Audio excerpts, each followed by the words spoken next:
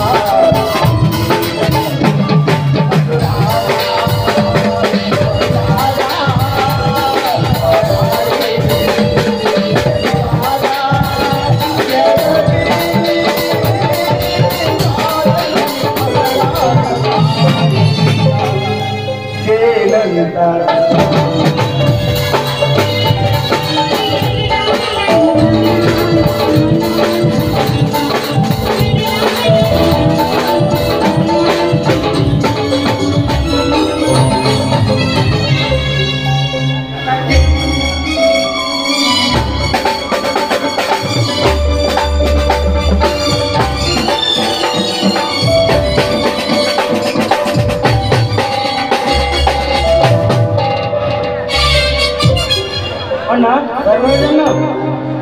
ಬಾತಮ್ಮ ಈಗ ಬಂದೇನಪ್ಪ.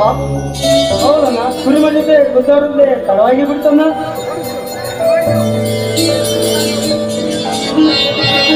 ನಾನು ಹೇಳೋದು ಬರೋ ಸೇಲು ಇವನ ಮಾತು ಕೇಳ್ತಾವಂದ್ರೆ ಕೋರ್ಟು ಕಚೇರಿಗೆ ಹೋಗುವ ಸಮಯ ಉಳಿಯೋದಿಲ್ಲ. ಅಂದರೇನು ಶಶಿಧರ ನಿನ್ನ ಮಾತಿನ ಅರ್ಥ? ಇಡೀ ಸುತ್ತ 10 ಹಳ್ಳಿಯ ಜನರೆಲ್ಲ ಸುಮ್ಮನಿರುವಾಗ ಕೊನೆ ಆಮೇಲೆ ಗೌಡರ ಮನೆಗೆ ಹೋಗಿ ವಿಮಾನ ನಿಲ್ದಾಣಕ್ಕೆ ಒಂದು ಇಡೀ ಮಣ್ಣು ಸಹಿತ ಕೊಡಕ್ಕೆ ಆಗುದ್ರಂತ ಅವ್ರಿಗೆ ಸವಾಲ್ ಹಾಕಿ ಸಾಕಾತಿದ್ರೆ ನೋಡ್ತೀನಿ ಅಂತ ಹೇಳಿ ಬಂದಿನಂತೆ.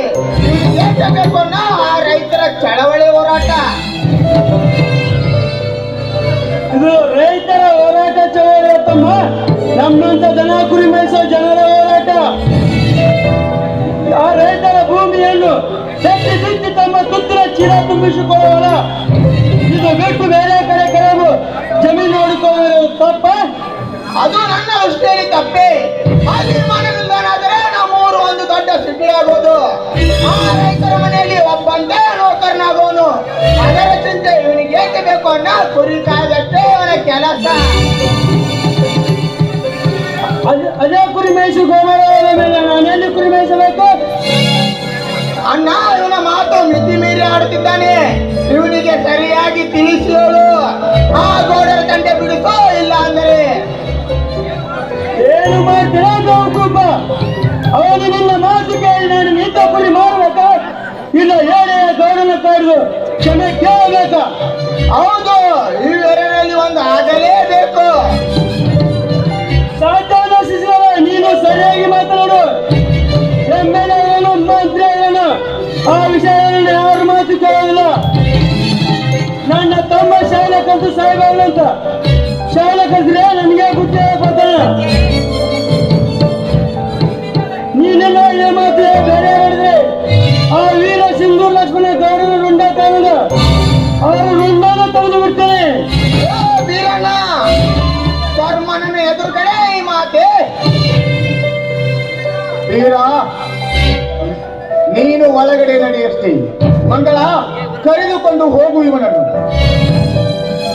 ಏಕಣ್ಣ, ಇವನು ಮಾತು ಕೇಳಿ ನೀನು ಕೂಡ ಎಮ್ಮೆಲ್ಗೆ ಆದ್ರೆ ಹೇಗಾಗಿದೆ ಅಂತ ಈ ಜನ ರೈತರೆಲ್ಲ ತೆರೆಬಾಗುವಂತ. ಹೀರೋ, ಇದು ನನ್ನ ಆಜ್ಞೆ. ಒಳಗಡೆ ನಡೆಯಷ್ಟೇ ಅಂದೆ. ಸರಿ, ಬಾತಿಗೆ